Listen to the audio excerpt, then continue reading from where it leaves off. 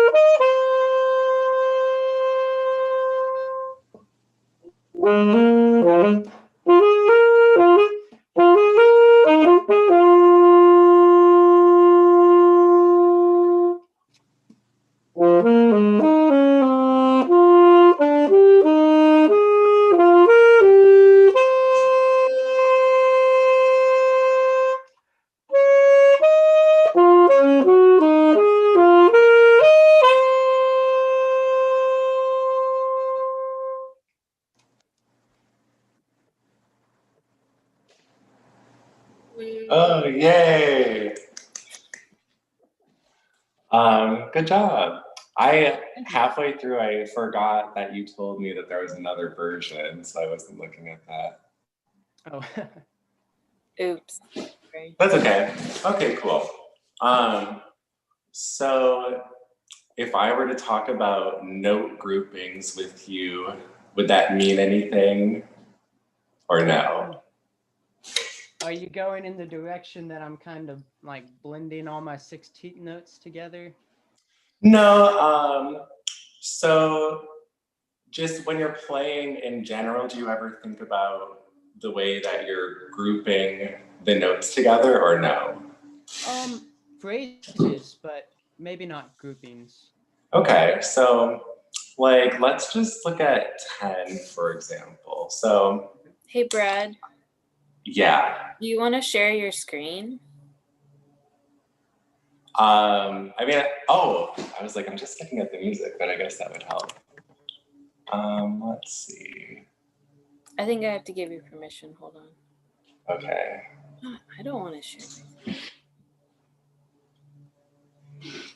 Okay, you should be able to.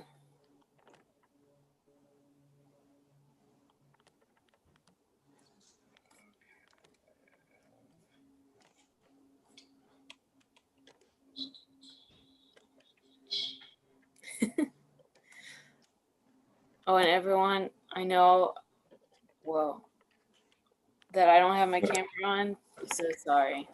I don't have my normal setup. Don't hate me. Is it working?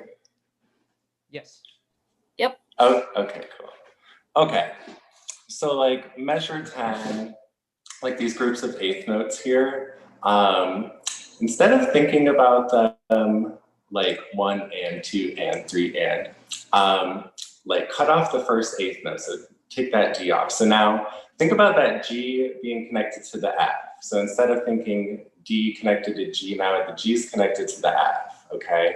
So G, F, now E, D connected to each other, then the F goes to the G. So when you're grouping notes this way, there's just a little more motion inside the line, which helps move. I like broke all of my reeds today, so I'll try playing, but we'll see how it goes.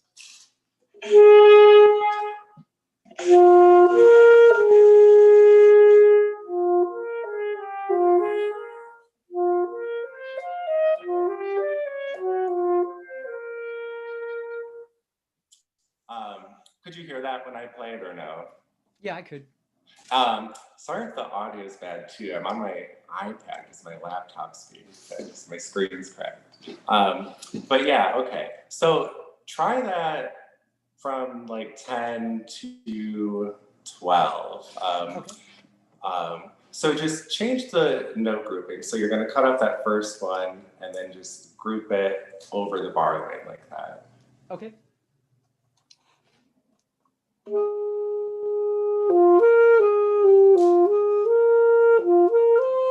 Yeah.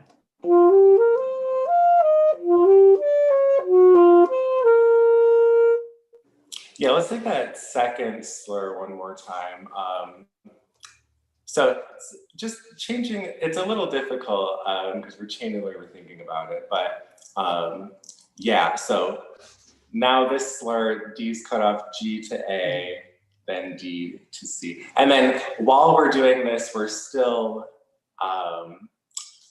being smooth and connecting the notes in the phrase as well, but just giving motion to these notes inside, so. Okay.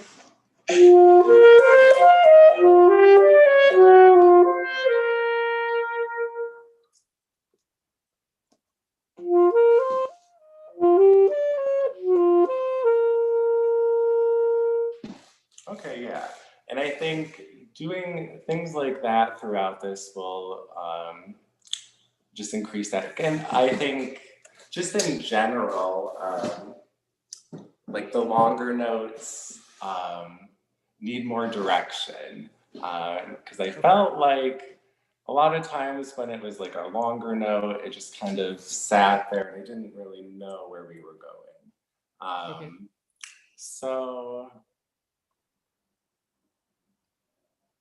like, okay, let's say 19. What is your plan for that line? What direction are you going? I would say I'm building. Building? Okay. So would you say every long note would be building in that line? Not necessarily. Okay. So which ones would be building and which ones wouldn't be? Can you tell me that?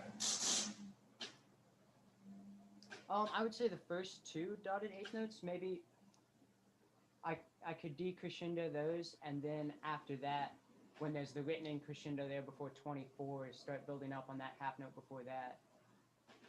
Okay, yeah. Go ahead and try that. Okay. And really exaggerate those dynamics so we can hear that this time.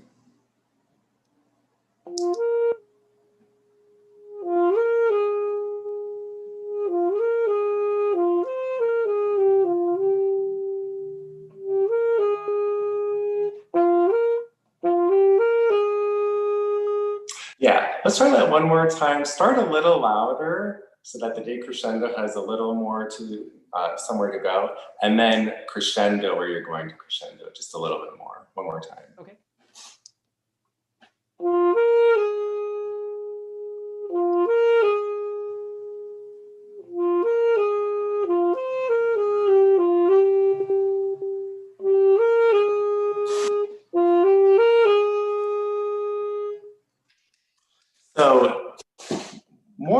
So let's just shape the line more decrescendo, 2 measures, 3 measures, and then crescendo.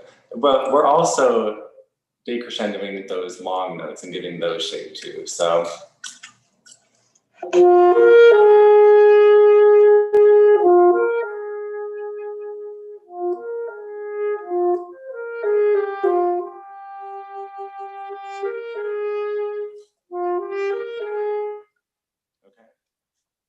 Okay. try that.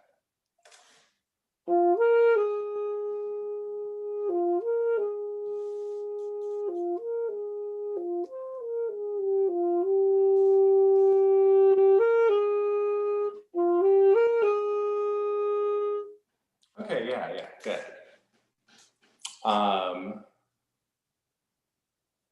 And I'm not too familiar with this piece, but 30, I thought those trills could start softer. Okay. And I also think, so trills you can use as a way to be artistic too with your speed and how you're shaping those. So you can start those trills lower and then speed those up as you're crescendoing just to add to that. So let's go ahead and try that right there. So start a little softer and then start the trill just a little slower. And then you'll speed up as you crescendo with that. I see.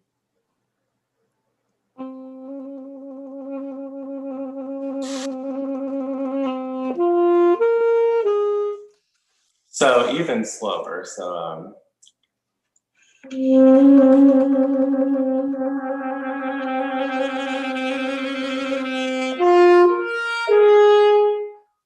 Okay.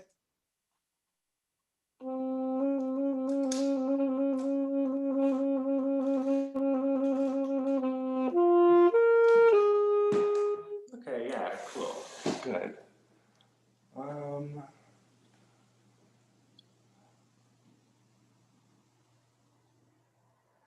And then so 36 where it's faster.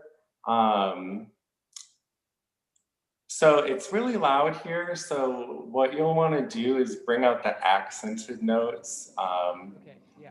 So yeah, it's all really loud, but you want to bring the ear's attention to some things, you know. So we'll bring out those accents a little bit, back off just a tiny bit on the dynamic, just a tiny, tiny bit. And then those accents will pop out just a little bit more. And then like, so especially 36 and then especially like 45 when you have those eighth notes, when you bring out those accents, just really bring out those accents so that the other notes just kind of back off just a little bit. So let's try that, 36, like 2 lines.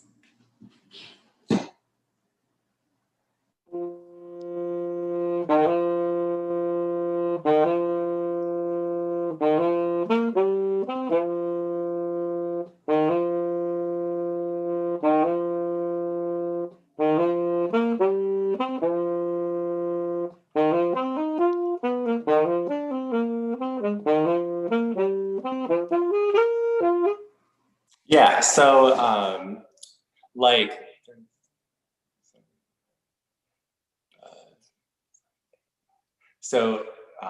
measure 40, can you make a difference between that D, the articulation between that D and the A before that? Because right now it sounds kind of similar. And what you want to do is accent the A and then have the D not be accented, which is difficult. So just a lot of air, really support that from the diaphragm. Okay. Do you want me to just start like a couple measures? Start 36 and then just build up to that right at 40.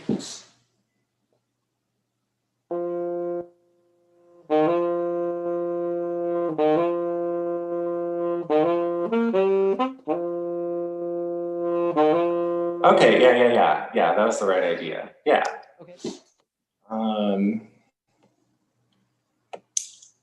Yeah, I mean, I think bringing those ideas to it will add just a little bit. I think it sounds good, it's exciting. I'm not really familiar with this piece, so yeah, it was fun to listen to, but yeah. Well, thank you so much. Yeah, thank you. Everybody clap.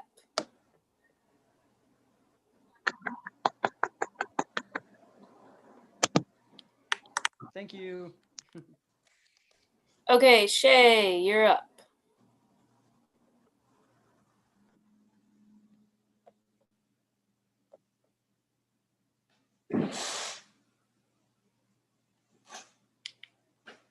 Hey, Brad.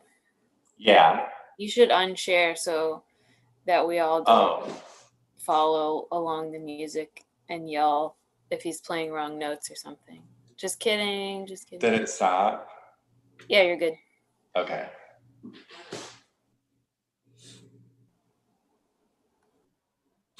Do you want me to turn on the original sound now? Oh, yeah.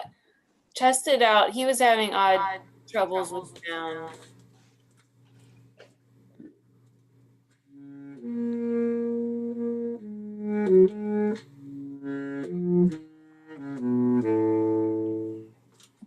Can you try it the other way too, just to check it out? Turn off original sound. Yep.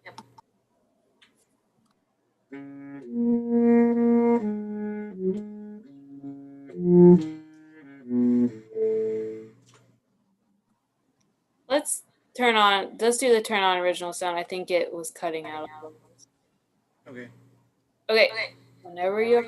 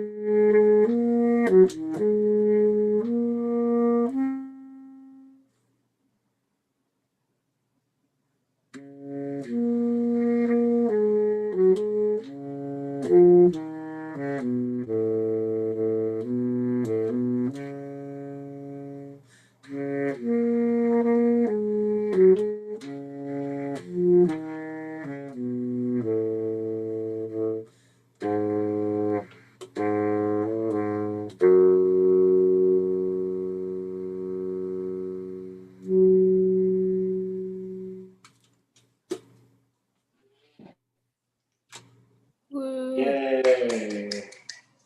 Cool. Good job. Should I share my screen again? Or If you want, doesn't matter. I don't, okay. Okay. So what kind of mouthpiece are you playing on? I have a Yamaha 5C. Okay, okay. And what strength is your reed? 3. 3? Okay. So when you're taking a breath in,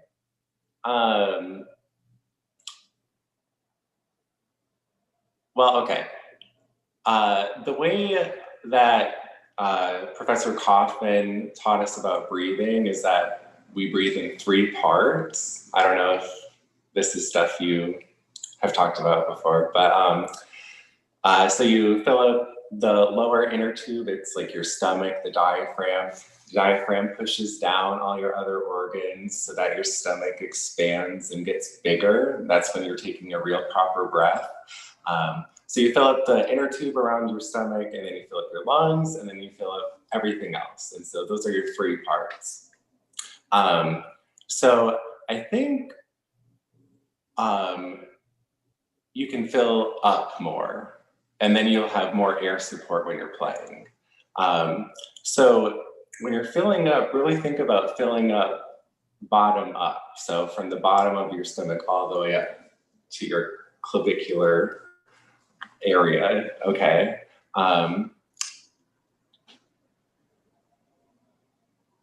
Yeah, try that. Just take a really big breath and then just try that first line there.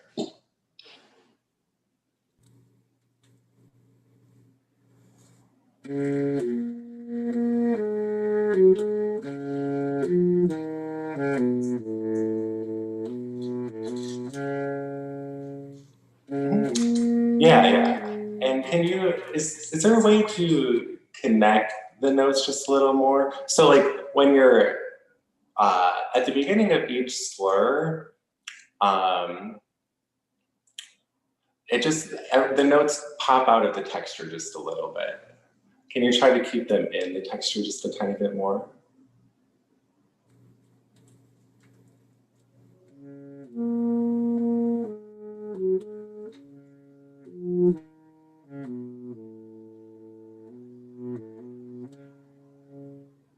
Yeah, cool. Yeah, and then those tenutos aren't, those are in the music, they're not written in, right? They're in the music. Okay. So there we can just put just a tiny bit more weight there, just since the music's telling us to, they want us to do something there. So then just hold that note just a tiny bit longer there. So.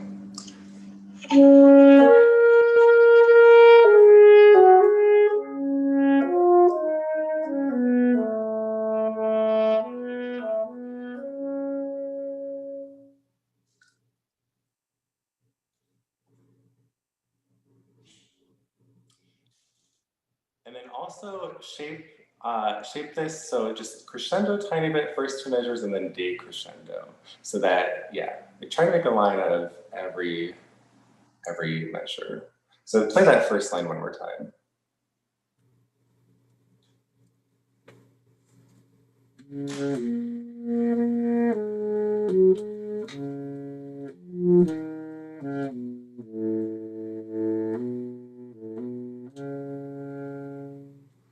Yeah, cool. And then I think we can also do some cool things with note grouping here. So what measure is that? That third line, second measure. Here, so here we can group the D flat, E flat together. And now we're changing, instead of 1, 2, 3, now it's 2, 3, 4. So we're grouping the G flat, B flat, and A flat. Does that make sense? Or no? Where would you want me to start? So on that D flat in the third line, pick up to the second measure of the third line.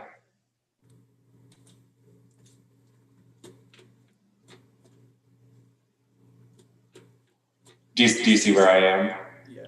Okay, so we'll group D flat, E flat, then we'll group G flat, B flat, A flat, and then we'll group F, D flat, E flat. And that way the motion's always going forward into the next measure. Okay, so can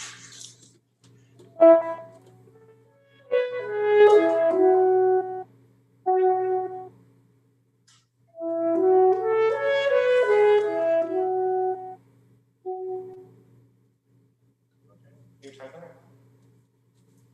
What? Can you try that? Yeah.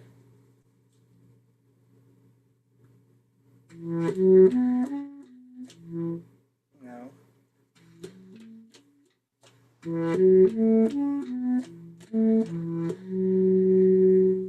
Yeah, that's the right idea. And then one line below, the eighth note line going up, we'll do the same thing there, okay? So F sharp, A, B, then C sharp, E. We're just moving the group of three, starting on the F sharp. Does that make sense? Did you say do it in a grouping of 3?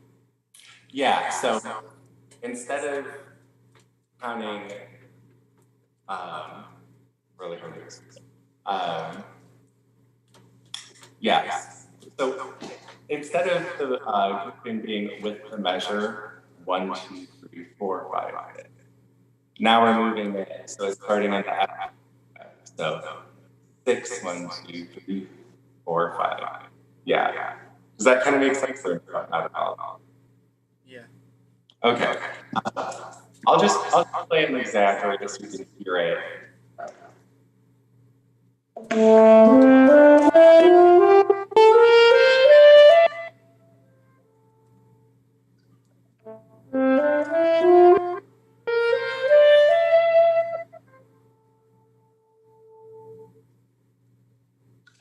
Does that make sense? Yeah. Okay. Can you try that?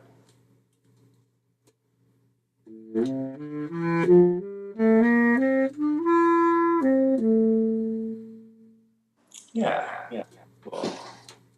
And that just gives more motion inside the line. Okay. Go to the next page. Do you have your breaths planned out? What is it? Do you have your breaths planned out? Not really.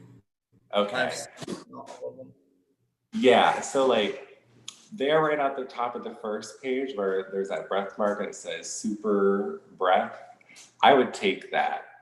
So then your lungs are full so you can support that line there. So going through having a plan of where to breathe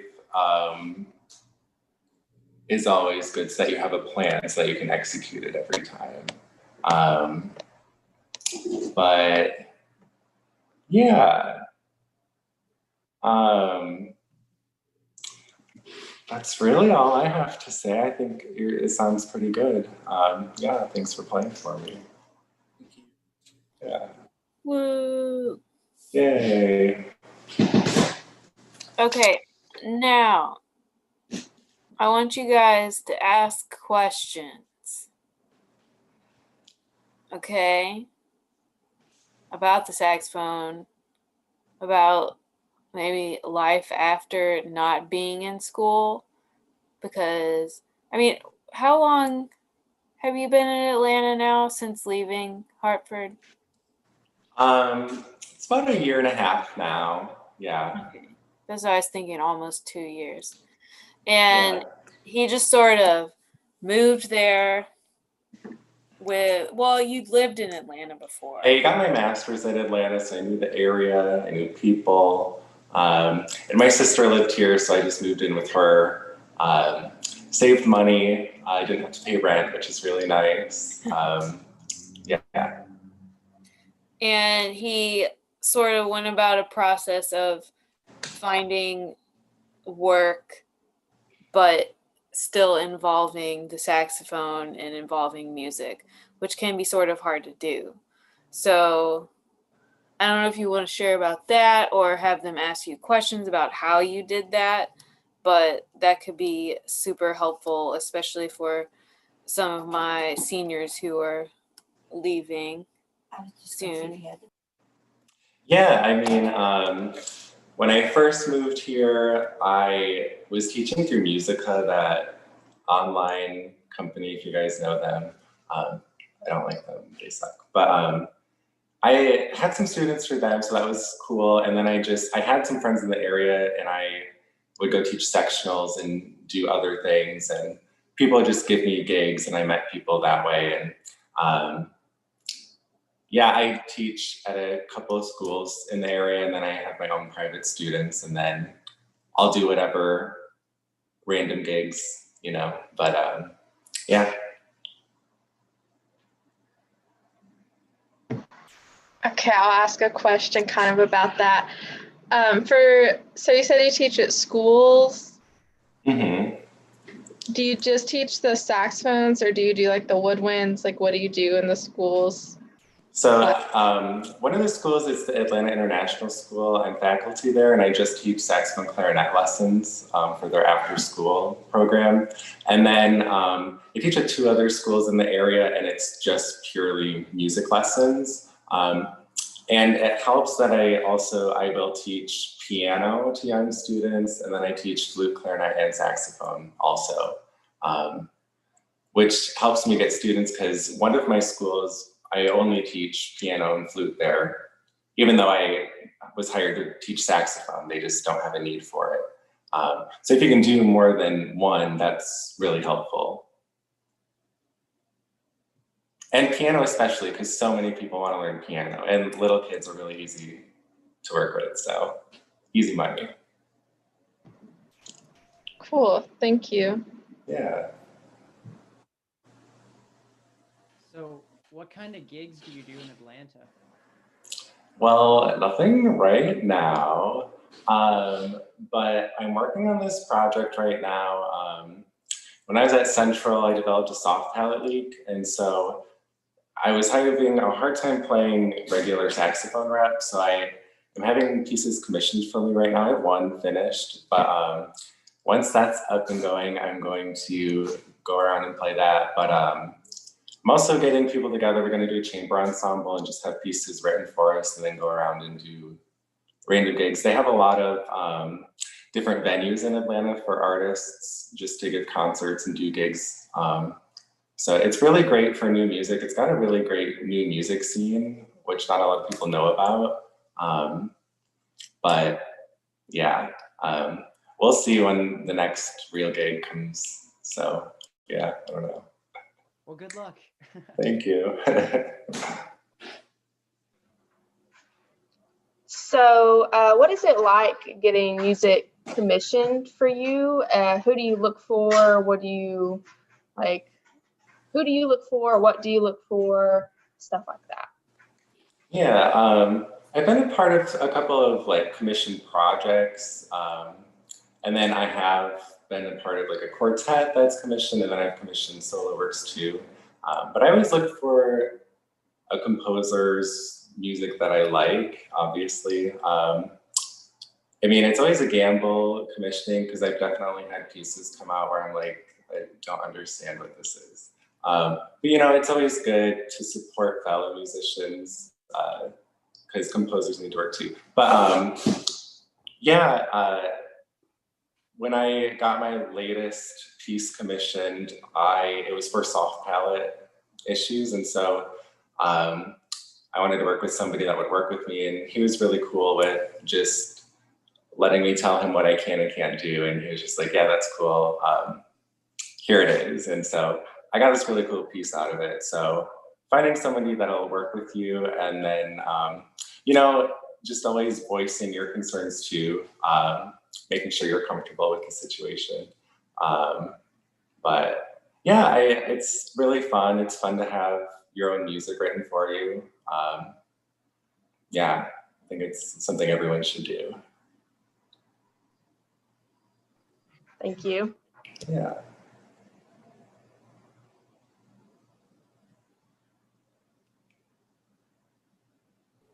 Anybody else? You should explain what a soft palate leak is in case people don't know. Okay. So it was actually when I was playing a duet with Emily during one of our rehearsals. I had my first soft palate leak, and it was life-changing. But so the air, so my soft palate is too weak, so that when I'm blowing out the air, it goes out my nose instead of my mouth.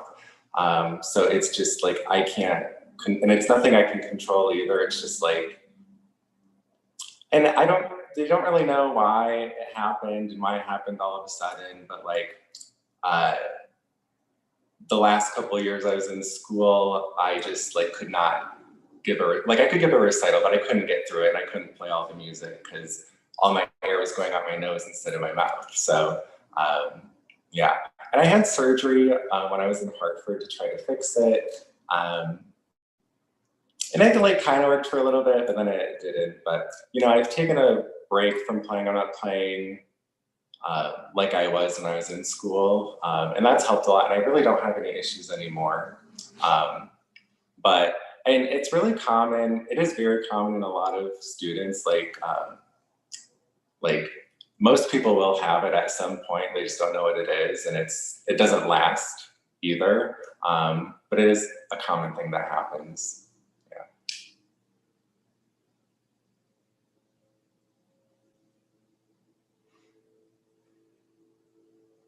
Hey, Zach, don't you have a question?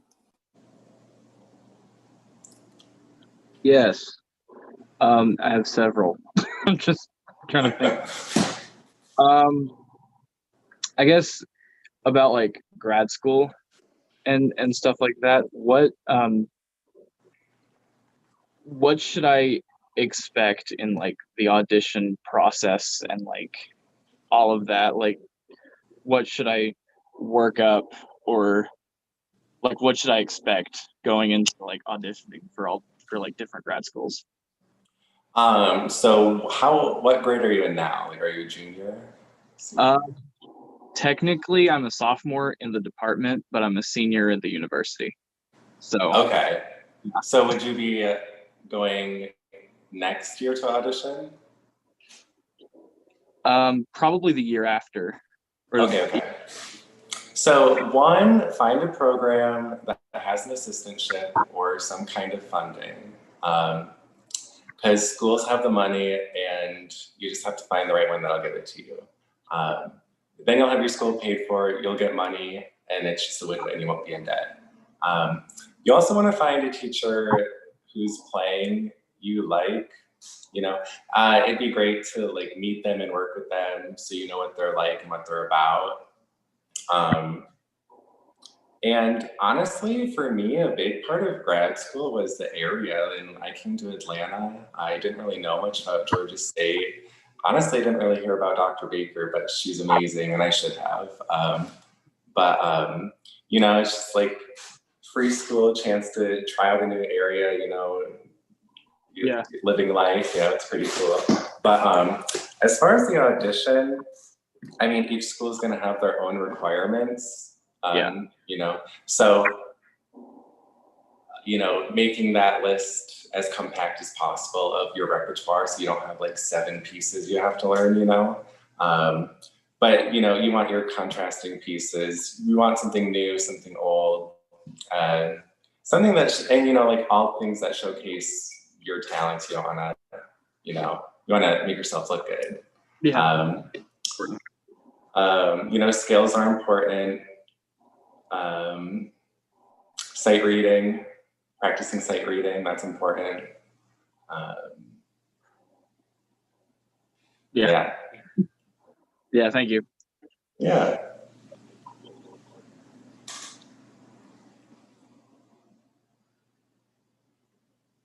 Chris.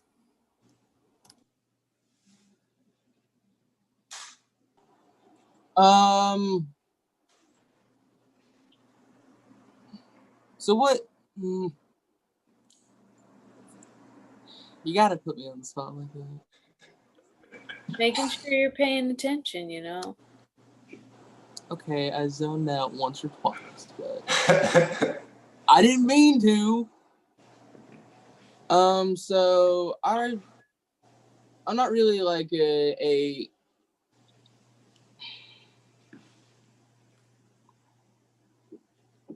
I don't know, like, what's your favorite saxophone? While I have time to think of an actual good question. Very, for sure. Oh. Yeah. I don't have one anymore. I had one when I was in school, so I'm sad, but yeah.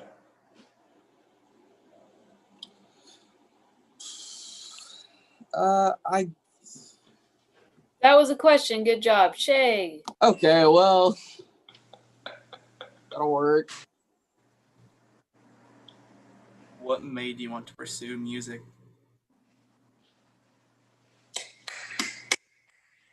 You know, that's a tough one. I remember in 5th grade seeing the jazz band play Sing Sing Sing, and I was like, oh, that's so cool.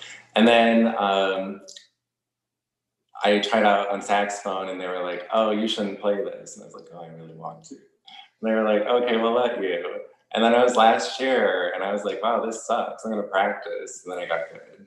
But yeah, not a very inspiring story.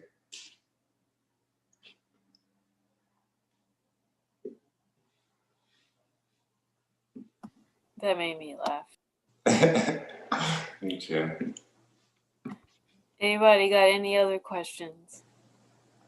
I do. Is it like, because you're talking about getting different gigs and kind of waiting for the next thing and all that, does it scare you sometimes, like especially during COVID and all that, with things being restricted, you know, waiting on gigs and doing different thing, and you know, you have to make an income obviously, so is it scary during these times? I mean, definitely it is. I was lucky enough to have all of my students go to online with me. I gave discounts to some of them because I'm nice. So I did lose a little bit, and I have lost some students over time. But I was lucky enough to like kind of build up my studio beforehand and then have it stay with me. So yeah, I'm nervous. I think everyone's nervous, but I think we'll finally get to a point where we can do some things eventually, you know, if not just like outdoor things or, you know, whatever kind of stuff we can do. But yeah. What is your age bracket again? For teaching? Yeah. Mostly I teach just like middle school, high school. I do have younger piano students, and then I do have older students. My oldest student, she's a 65-year-old. We just do online lessons. Yeah. But yeah. Okay, like, sorry, one more question. So, like, Yeah. for especially the younger kids, how do you keep them engaged online? I know it's a difficulty for them, especially learning an instrument. How do you handle that? Online is tough. It's really tough because it's tough in person, Yeah.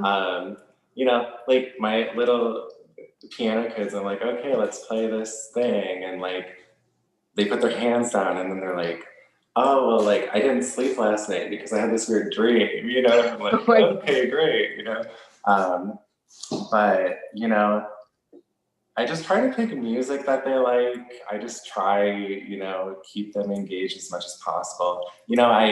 Sometimes I'll like stay away from like scales because I know they don't want to do it or like other things, and sometimes you just have to with the younger kids because like they're gonna get bored and then you're gonna lose your money, so got to keep them engaged, yeah.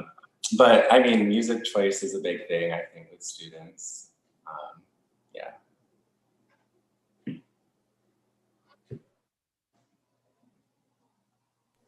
Okie doke. Anyone have anything else?